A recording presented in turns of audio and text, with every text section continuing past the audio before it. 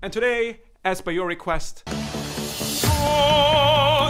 Pietra d'ogni fior. hello there everyone!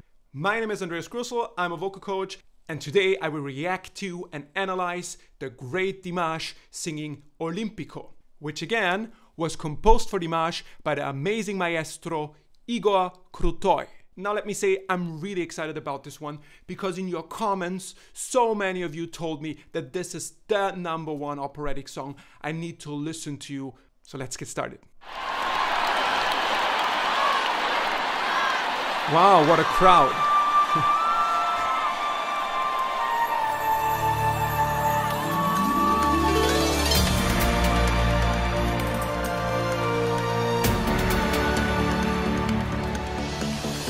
Ogni Pietra d'ogni fior. Already love this. Wow.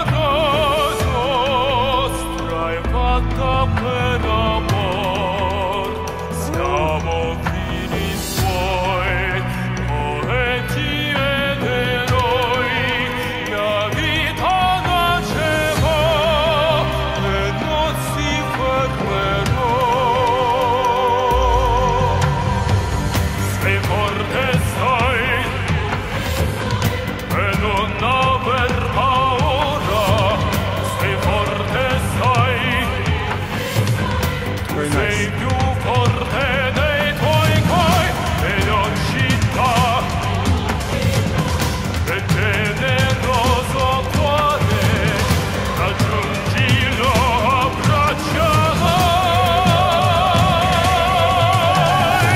Now he did it.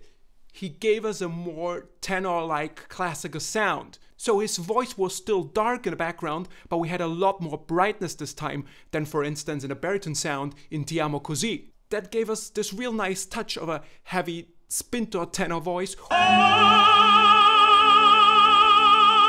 or even a dramatic tenor voice. He does that by adding a little bit more of that brightness and ring to his voice, which is also sometimes known as singer's formant. You can also try to do a little bit of that by adding that cry or moaning sound to your voice like this. Now what that does is narrowing the epilaryngeal tube, which is the tube right above your vocal folds, and that in turn pushes this typical bright tenor frequencies. Plus, he also opened the vowel a little more this time. So he didn't sing the typical Italian lo, but opened it a little bit more towards an ah. Listen for it again. And all of that while keeping the pharynx long and relaxed in order to maintain this dark background color.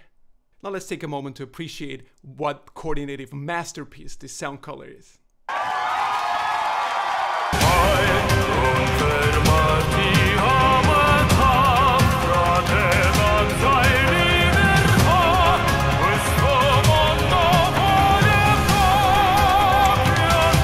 Such a great voice.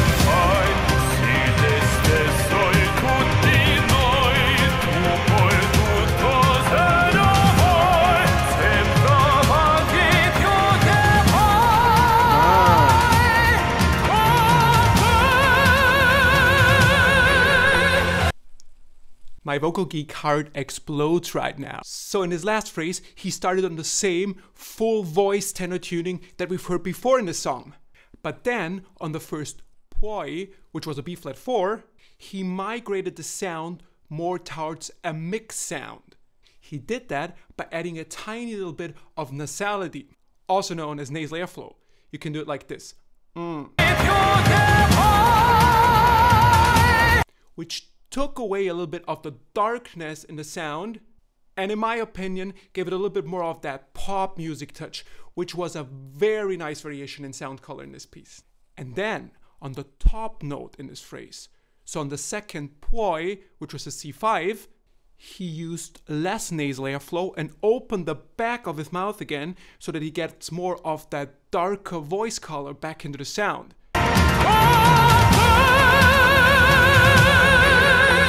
Now, I found it very interesting that he didn't go full voice here, because I know he could easily have done that. But since so many of you told me that he uses a lot of different voice colors in this song, I have the feeling that he might also have chosen a more mixy / headier approach here in order to make it a smoother transition to a soprano hat voice that's gonna come soon in this song. Ah, see, there it is.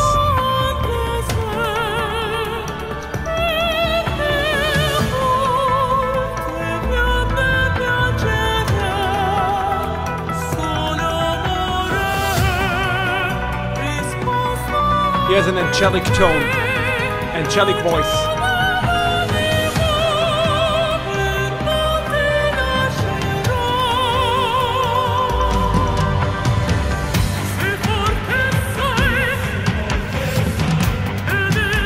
Very nice effect.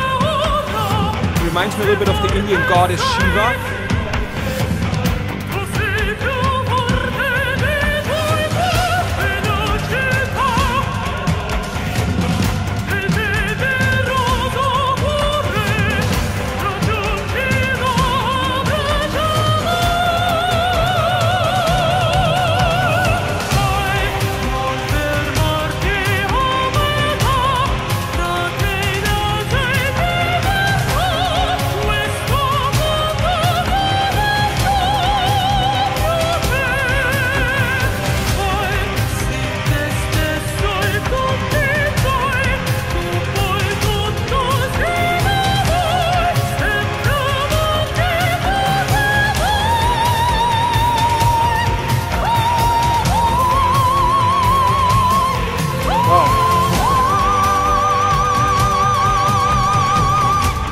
Wow, I mean, going for a really monumental T6 on his last note here. And the thing about him is he's not sounding like a guy who tries to sound like a soprano, but what we get here is actually a world-class soprano sound. Nothing of that sometimes thinner countertenor sound at all. And I mean, what shall I say? It's simply so good. He doesn't lose presence in his voice at all on those high notes. The vocal fold deduction is just in the perfect range. And he does such a great job of keeping this inversed vocal tract shape that you need for a soprano hat voice sound. Where the vocal tract opens inside, so towards the back of the throat, like for instance on woo!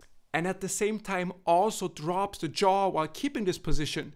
Now you can try this as well. Simply do the woo I just showed you and try to drop your jaw while you're doing it. Woo! Not easy, is it?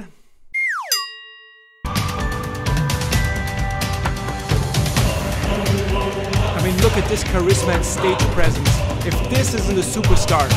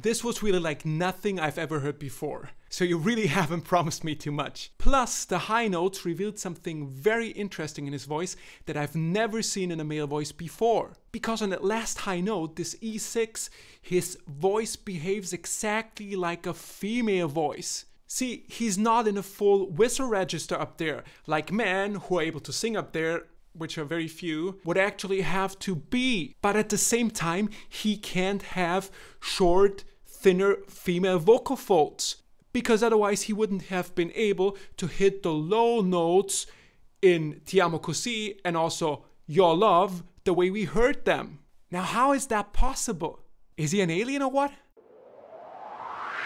Well, I guess I have to start living with the fact that with Dimash, everything is vocally possible. The rest of us just has to accept it and live with it and not get frustrated. So please let me know in the comments down below which songs you want me to react to next. And like always, thank you for watching. Take care. See you next time. Bye bye.